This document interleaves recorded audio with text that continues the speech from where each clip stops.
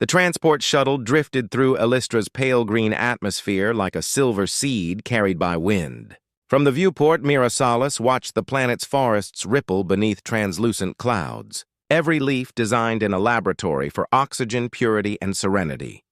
Beautiful, artificial, safe, too safe. She adjusted her uniform collar. The crisp white fabric scratched at the scar along her neck, a faint reminder of the life she'd left behind on Earth. The Lyceum's welcoming committee waited at the docking ring, sleek in their immaculate robes. No armor, no weapons. Mira wondered if they'd ever seen blood up close. Cadet Solace of Terra, an amphibian with glistening blue skin, croaked politely. "I am Professor Uritel, Xenocultural Integration Chair. Welcome to Lyceum Primus, Nexus of Knowledge and Peace." "Thank you, sir." Her voice came out steadier than she felt. The corridor smelled faintly of citrus disinfectant and ozone. The polished floors reflected the soft glow of bioluminescent panels. Every step echoed too loudly. Too light. Gravity here was half of Earth's. It made her feel ungrounded, like she might float away if she let her discipline slip. Yurtel's eyes blinked sideways. "You are humanity's first military exchange in our academic sector." "Quite the milestone," Mira nodded. "I'm here to learn, not to fight." "Of course." His smile flickered, amused or uncertain. "Though I understand Earth's education methods are kinetic," she almost smiled. "You could say that." The Lyceum's grand hall shimmered with 1,000 voices, students of every imaginable form, scaled, feathered, translucent, gelatinous, clustered beneath banners bearing the sigil Scientia Omnia Vincit. Knowledge conquers all, except fear, Mira thought. That still clung to the air when eyes turned toward her. Whispers followed her steps. Deathworlder, apex predator, primitive mammal. She caught phrases in half a dozen dialects. Every time she kept her gaze straight ahead, posture perfect, movements deliberate. The uniform helped, Terran cadet gray with crimson shoulder stripe, but the scars didn't. Kareth Val noticed first. He stood near the lecture platform, tall and sinuous, his scales iridescent gold. His wings, folded neatly, gave him a regal air. When Mira passed, his nostrils flared. "I smell iron," he said loudly. The scent of old wounds. The surrounding students quieted. Mira paused, just long enough to make him think she hadn't heard, then continued to her assigned seat. Uritel began the session. "Today we examine comparative physiology, specifically resilience thresholds."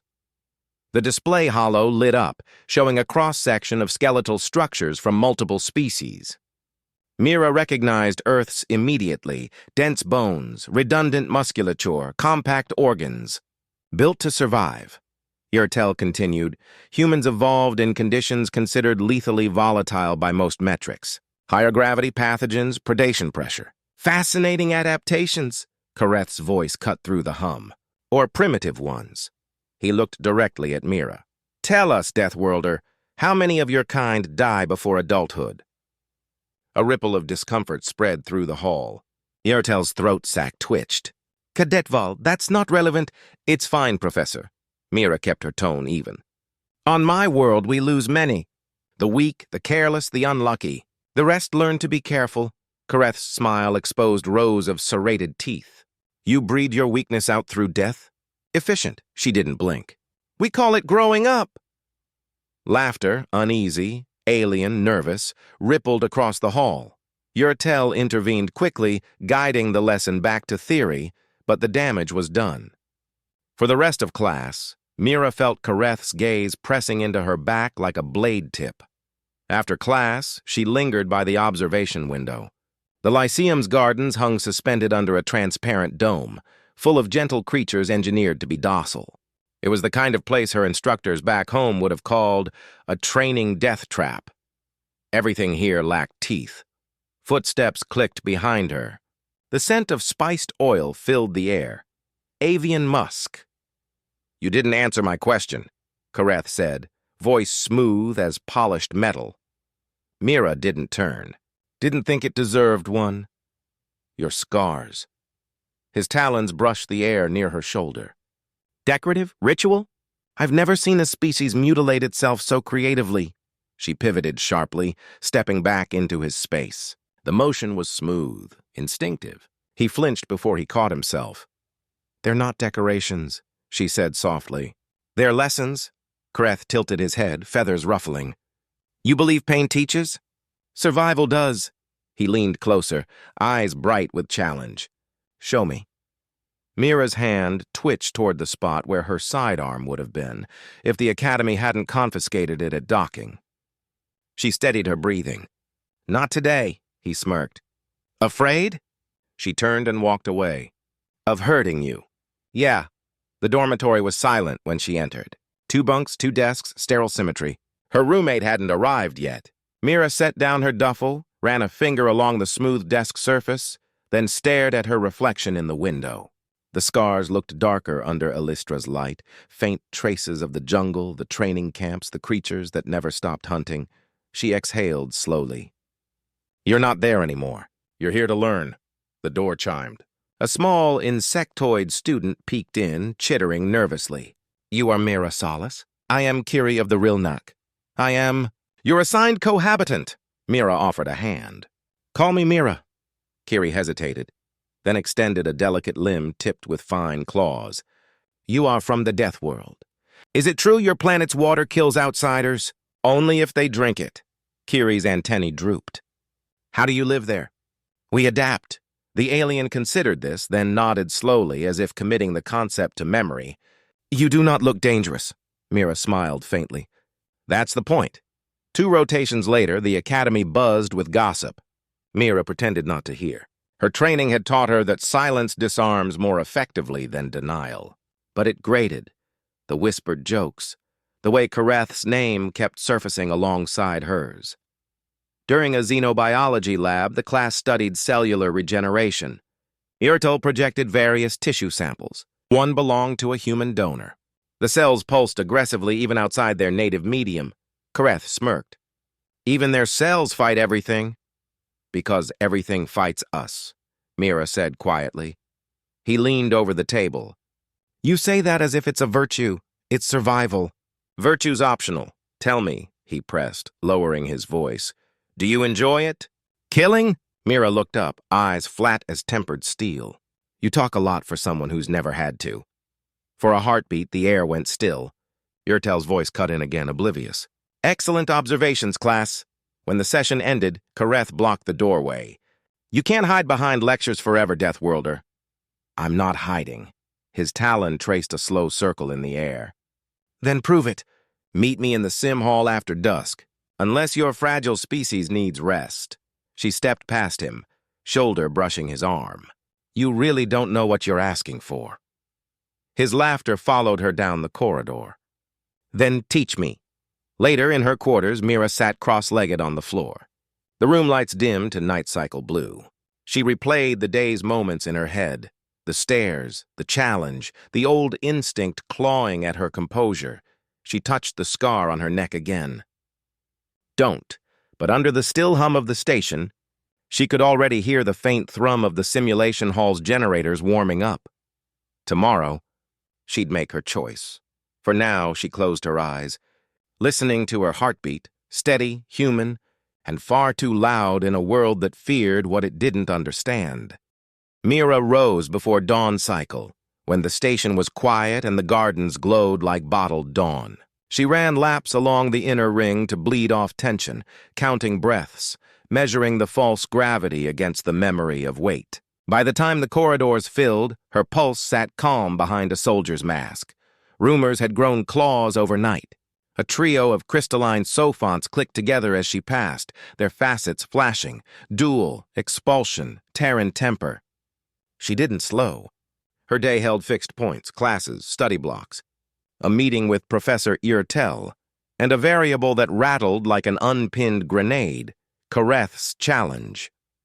Irtel waited in his office, perched on a cushioned stone flooded with humid warmth. Your attendance pattern suggests insomnia, he observed without preamble. New beds, she said. Old ghosts, he corrected gently. Sit, Cadet Solace. Steam swirled from his tea as he regarded her. I've received whispers of a confrontation. Whispers are efficient here. True, the Academy favors harmony. Rumor serves as quarantine. He folded his webbed hands. You were invited to the simulation hall last night. I declined. You intend to keep declining? Mira stared at the condensation ribboning down his glass. He won't stop, Yurtel sighed, a rippling exhale through gill-slit vents. Many species mistake human restraint for weakness. You could file a grievance and confirm I need protection. She shook her head. His type feeds on that. What does your type feed on, Mira? Outcomes.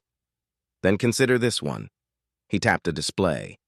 Your presence here is diplomacy in uniform. If you give him the demonstration he craves, the Lyceum will interpret it as proof we were right to fear your kind. Her jaw tightened. If I don't, he'll escalate. And if he does, the institution will answer, Yurtel said. That is the point of institutions. Mira met his gaze. On my world, institutions were the last to arrive. He held her stare a long moment, then nodded. You are not on your world, she rose. I haven't forgotten. Walk carefully, he said. Not because you are fragile, but because everyone else is. The line followed her like a second spine. By mid-cycle, Kareth's laughter was everywhere. He spoke loudly in the common atrium, wings half open, just enough to claim the space. She cannot spar, he announced to anyone with ears. Her culture is litigation dressed as honor. Deathworlders roar when supervised and whisper when challenged. Rilnaki's students drifted after his words as if tugged by gravity. Someone snickered. Someone else looked away. Kiri crouched near a planter, antennae slowly folding as he watched. Mira collected her meal and sat with Kiri at a side table. He slid a bowl of nutrient gel toward her, eager and anxious. Do you want me to document the harassment? He asked in a quick rasp. I can anonymize, route through student affairs. I'm fine, she said. You do not look fine, Kiri replied, then flinched as if he'd stepped on a landmine. Apologies. You're right, she said. I'm deciding. Kiri's mandibles clicked softly. He is loud because he fears you. Or because he knows the crowd. Kiri glanced at Kareth, then back. The crowd is confused. They think your quiet means shame. It means control. Then show them what control looks like. Mira considered that, then pushed away her tray. I have lab. Kiri reached out, his claws barely touching her sleeve. Do not let him pick the arena. Xenobiology lab settled into a hushed rhythm of hollow diagrams and micron needles. Yurtel lectured on neural pathways, the architecture of reflex. Mira listened with her hands still and her mind mapping footwork over polished floors. Kareth approached her station without asking. The class fell into an expectant hush. You missed our appointment, he said. I don't keep bad ones. He leaned on the counter, talons tapping. I've realized the flaw in my invitation. You Terrans dislike public accountability. You perform best in covert venues, a few students tittered. Yurtel didn't look up, though the webbing on his throat tightened. Mira spoke evenly. You mistake distance for dishonor. And you mistake posture for courage, Kareth said. But I'm flexible. We can schedule our demonstration for class time. He pointed toward the far doors. Simulation Hall B lit in soft white. This afternoon. You can't requisition the hall without staff. Kareth's crest rose, pleased. I've already requisitioned it, and I've secured a panel of student observers. Educational value. He glanced around. Unless the human curriculum forbids learning under pressure? Mira's pulse remained steady. Fine. Yurtel straightened. Cadet Vol, Cadet Solace, this is not a proving ground. The simulation hall will operate at standard safety protocols, and this exercise will end on my signal. Kareth bowed, agreeable as poison diluted in tea. As the professor wishes, Mira nodded once. Inside, the decision clicked into place like a magazine seating in a well-worn rifle. The crowd arrived early. The hall's walls were a neutral gray, broken by embedded emitters and safety projectors. The floor flexed microscopically, a buffer against impact, a concession to species with brittle frames. A lattice of hollow cameras glittered overhead. Yurtel stood at the control dais, flanked by a lean technician. Parameters locked, the tech announced. Force dampeners at 80%. Blunt simulacra only. Mira stepped onto the grid. She stretched her shoulders, rolled her neck, and let the room's false gravity seep into muscle memory. Kareth entered with a theatrical sweep of wings, applause following him from his flock. His crest shone like hammered sun. "Formalities," Eartel said, voice amplified. "This is a demonstration of species-specific reflex, not a duel. You will cease on command." Kareth dipped his head. "Agreed." "Understood," Mira said. The tech pinged the safeties. A green ring encircled the grid. "Begin," Eartel said. Kareth moved first, fast in low gravity, taloned feet skimming the floor, wings flaring to pivot. He struck high, feinting toward her face. Mira slipped left. Balance, exhale, small steps. She let his momentum pull him past and flicked 2 fingers against a pressure node under his wing joint. He hissed, more in surprise than pain, and spun back with a sweeping kick. The floor's flex saved bone. She rode the recoil, planted, and tapped his ankle with the side of her foot. "Not damage. Message," the crowd murmured. The display above them rendered velocities and predicted outcomes. Human silhouette, efficient, compact. Vol silhouette, powerful arcs, wider turns. "Is this all?" Kareth snarled, circling. "I expected blood." "You expected theater?" she replied. "This is technique," he surged. She parried with open hands, diverting, never grabbing. Eartel had said demonstration. She obeyed the letter. 10 exchanges, 15. Her breathing stayed even, her gaze quiet. Kareth's rhythm frayed as his pride soaked into his footwork. He tried a body check, counting on low gravity to carry him through. She stepped inside, shoulder to sternum, and let his mass slide along her frame. A delicate push. He stumbled, wings flaring to catch balance. The crowd gasped. "Stop playing with me," he spat.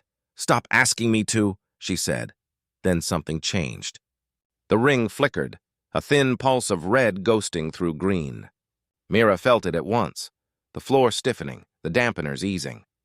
Impact would bite now. Her gaze shot to the dais. The technician's hands moved too calmly. Kareth smiled with small, satisfied teeth. Eartel saw it a breath later. "What did you do?" he hissed. Kareth didn't answer. He launched, claws extended. The speed curve jumped. Mira reacted without thought. The world narrowed to angles and timing. She slipped under the strike, caught his wrist, not a grab, a shape, and pressed. His elbow locked.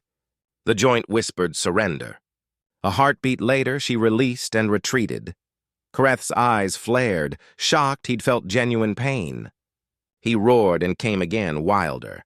He aimed to drive her into the wall. Dampeners or not, a head impact there could end a career. She pivoted on a toe point, let him streak past, and swept a low kick that took his feet. He smashed down, hard enough for the floor to groan. Red bled wider along the ring. Kareth staggered up, rage without form now. He feinted high, slammed low, then snapped his wing like a serrated sail. The edge kissed her cheek. The old scar burned, fresh again. The room vanished. Training returned. Mira stepped in and ended it. 2 moves. A forearm to collapse his guard, a palm strike placed with surgical cruelty at the joint where wing met spine. The blow was measured, enough to trip nervous systems, not to shatter. Kareth's eyes rolled. His body folded. He hit the deck and stayed there, breath rasping, limbs twitching with insulted nerves. Silence fell as if someone had cut sound at the source. Mira backed away, hands open, chest heaving once. She tasted copper and sanitizer through the ache of the reopened scar. The display above them rendered a line of numbers she ignored. Eartel moved first. "Medical team," he snapped, voice all command. To the tech, "Explain the failure." The technician blanched. "No failure." "Override keyed. Student authorization." Eartel's gaze flicked to Kareth, cold and bright. "Who's?" A young avian 2 rows back tried to shrink. Too late. Logs spilled across the hollow. Authorization chains, complicit signatures, a smug digital fingerprint. The crowd shifted, feathers and fins whispering with discomfort. Kiri darted to Mira's side, antennae quivering. "You are injured," he whispered. "I'm fine," she said, which was almost true. Security arrived, sleek and gray, lifting Kareth onto a med sled. He groaned once, then went limp under a dampener field. His wing hung at an angle that promised long recovery and longer humility. Yurtel addressed the room. This exercise is concluded. All observers will submit statements. Cadet Solace, with me. Mira followed him into the corridor, the doors sealing a hush behind them. The hall smelled of coolant and waxed polymer, a sterile calm that failed to dilute the tremor in her hands. Yurtel stopped, turned, and studied her face. You restrained yourself until you could not. He cut me, she said. I saw. He swallowed. The council will convene. There will be questions. There always are, he exhaled. You may speak for yourself. I will speak for the truth. Thank you, Professor. He hesitated. Was it worth it? Mira considered the closed doors, the memory of red around green. He learned something. And what did you teach the room? She met his eyes. That I tried not to. He nodded, weary pride and worry in equal measure. Report to the council chamber at third bell. I'll be there, she said. As she turned away, Kiri scuttled up, pressing a sealed patch into her palm. For the cut. And for the record, many saw the override. Make sure they remember. We will.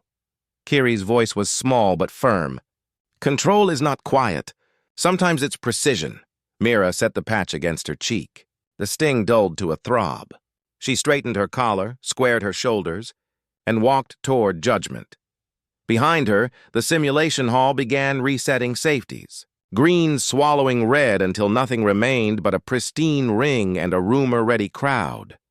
The bell sounded once, distant and clear. The Lyceum would decide what story to tell about the Terran girl and the prince of an aging flock. Mira focused on her steps. On Earth, you measured distance in miles and threats. Here, it would be meters and words. She could handle either. The council chamber looked carved from light itself. Arched glass, polished stone, and the faint hum of gravitic fields holding the air still. Mira stood in the center of the circular floor, her boots echoing faintly. Her uniform was spotless, though the med patch along her cheek drew every eye. Above her, tiers of alien faces glittered like jewels in their viewing alcoves.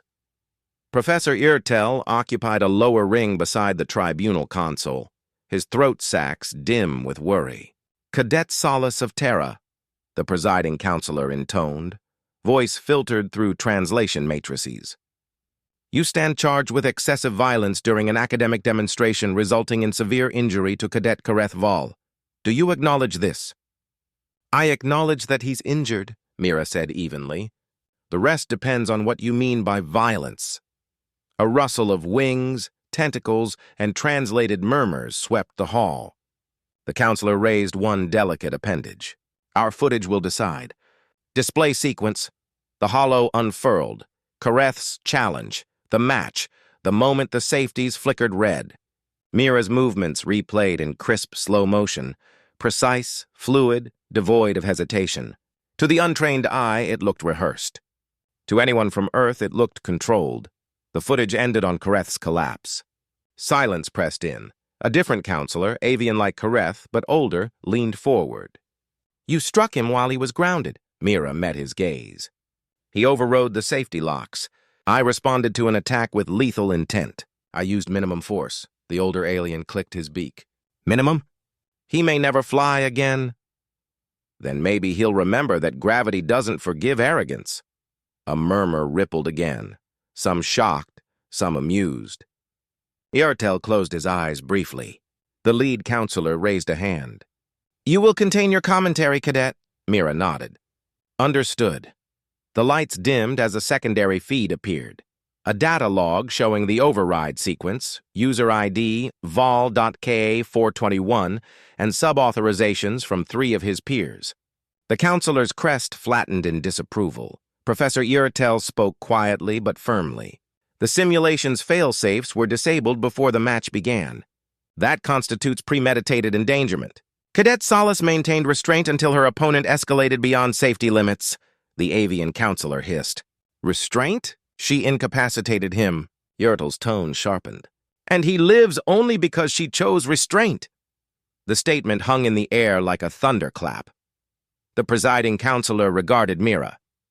Do you claim self-defense? I don't claim it, Mira said. I lived it. For a long moment, no one spoke. Then a low, hesitant voice came from the back of the hall. Kiri stepped forward, smaller than any of them, but resolute. I was there, he said. I recorded the override command. Kareth said... His translator caught, then found the phrase. He said he wanted to remind the human of her place. The counselor regarded the small insectoid student, then Mira. You have advocates. Unusual for an exchange cadet. I didn't ask for them, Mira said, but they saw the truth. Truth, the counselor repeated softly. A flexible word, not on my planet, she said. On Earth, the truth's usually the only thing that keeps you alive. He studied her face, gaze lingering on the scars. Tell us then, what forged those marks that you wear so openly?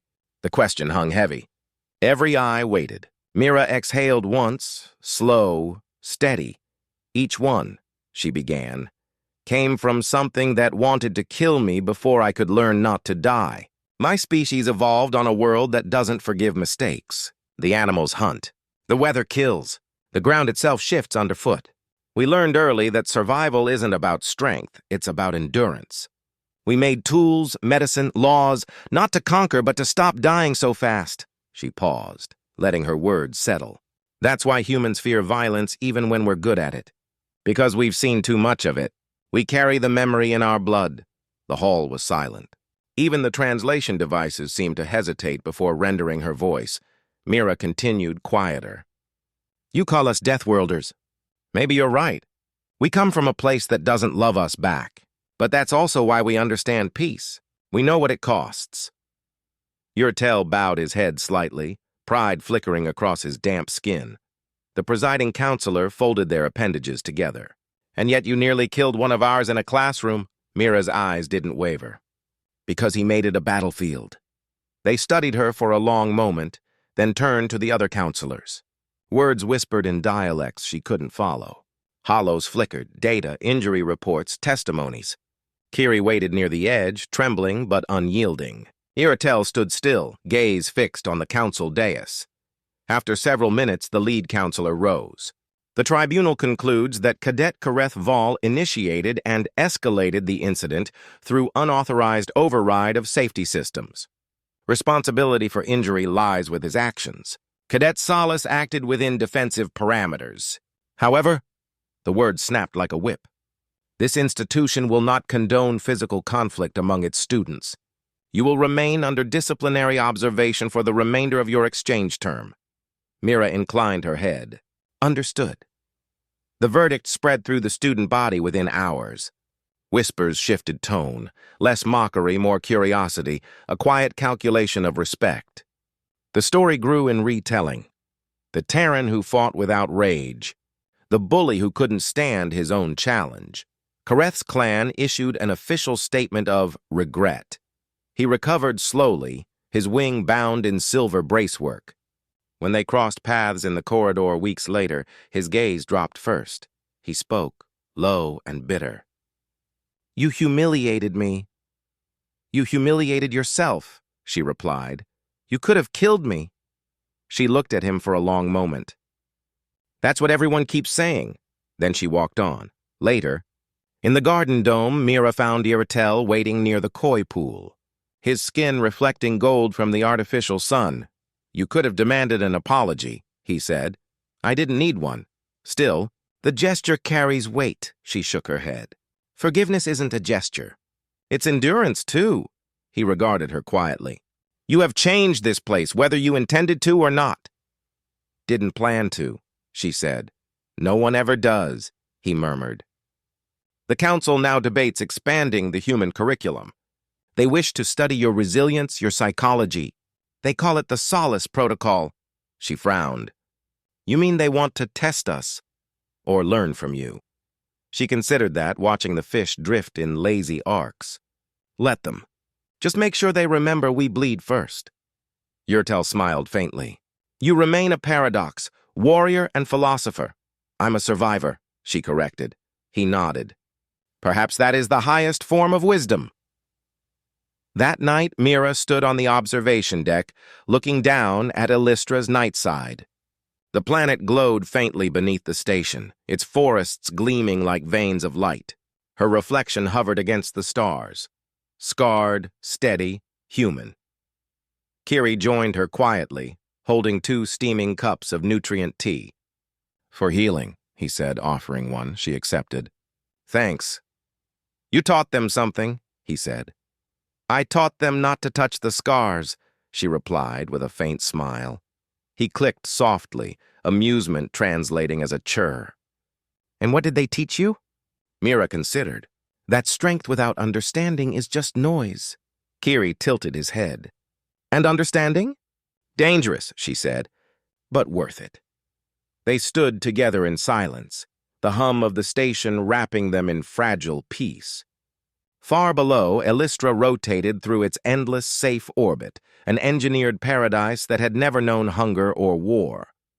Mira watched it and felt a strange ache. Safety was beautiful, but it didn't build character. Struggle did. She turned from the window. "Come on. Tomorrow's another class." Kiri's antennae twitched. "On what subject?" "Comparative ethics," she said. "Perfect timing." He laughed, a sound like clicking glass. "Will they ask about morality again?" "They'll try," she said, walking toward the corridor lights. "But I'll tell them the same thing I told you. Morality's what you do when no one's watching." As they left, the stars reflected faintly against the dome, each one sharp and alive. Mira didn't look back. She'd come to prove humanity could belong among the stars. Instead, she'd shown them that survival itself was a language, and she spoke it fluently.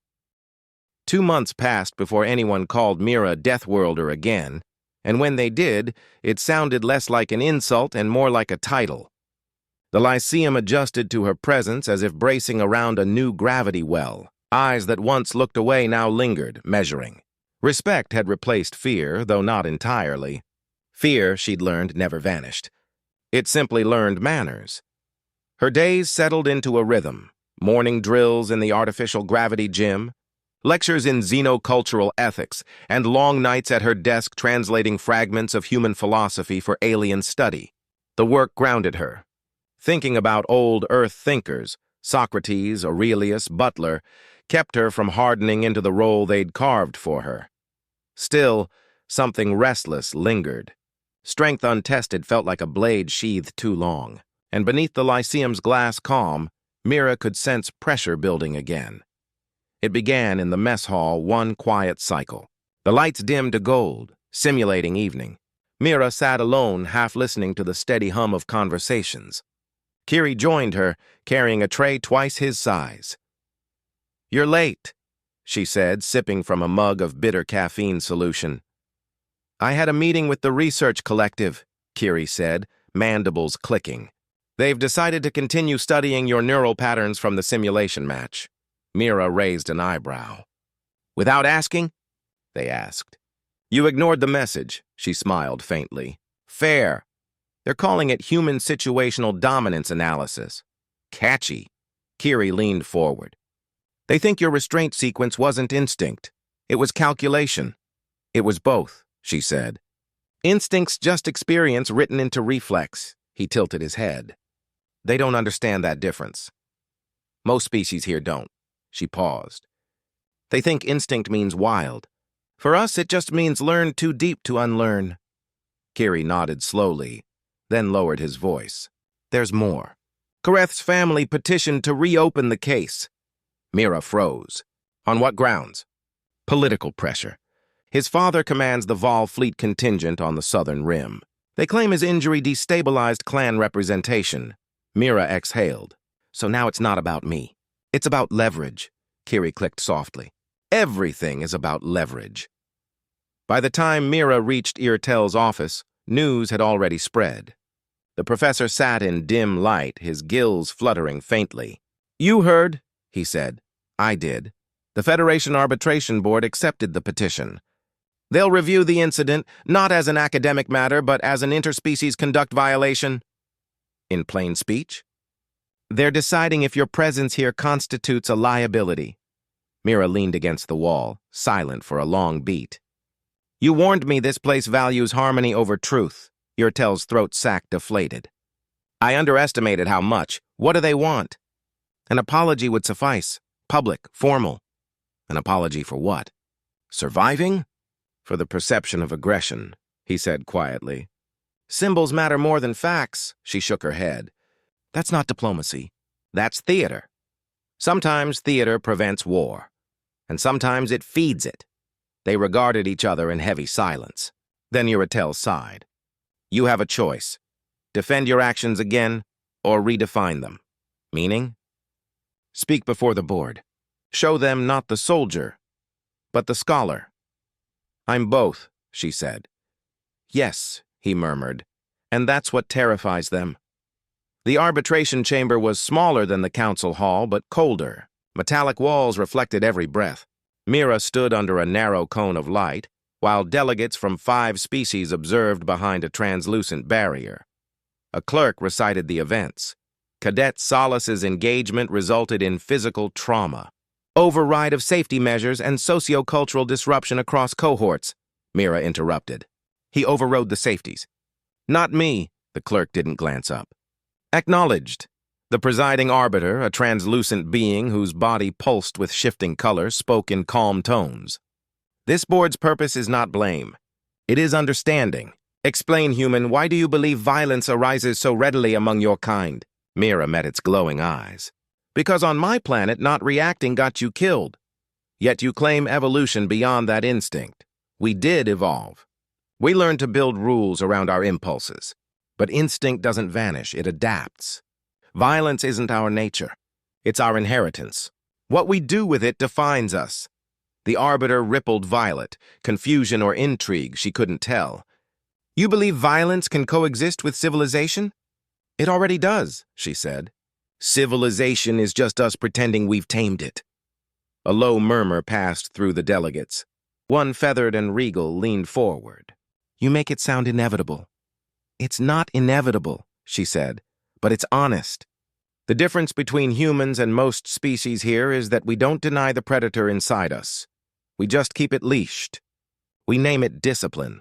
The room fell quiet. The arbiter's colors shifted to a slow, contemplative blue. Your species frightens many, it said finally. Yet your words carry clarity. You will remain at the Lyceum, under observation still, but as subject of formal study, not probation. Mira inclined her head. That's your version of a compliment. The arbiter's light pulsed once, almost like amusement. Dismissed. Outside the chamber, Kiri waited with Uratel.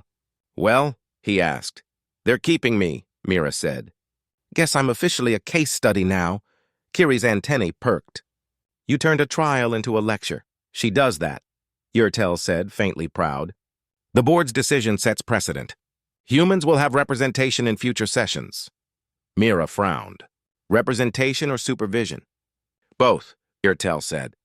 Balance is never clean, she nodded slowly. I'll take it. They walked together through the corridor toward the observation deck. The artificial sunset washed everything in amber light. Beneath the glass, Elystra's continents glimmered like veins of gold leaf. Kiri broke the silence first. You realize this changes how every student sees you. It's not about how they see me, Mira said. It's about what they see through me. And what's that? That humans belong here, she said. Even if we scare them. Weeks passed. The academy moved on. Kareth withdrew from public classes, his pride now quieter than his limp. Rumors of his clan's reprimand filtered through hushed channels. Mira didn't celebrate. She'd won, technically, but the victory tasted like metal. Her life resumed. Training, lectures, quiet observation. Yet beneath the routine, she noticed small changes. Students from species who once avoided her now approached with questions. Not about combat, but philosophy, resilience, empathy.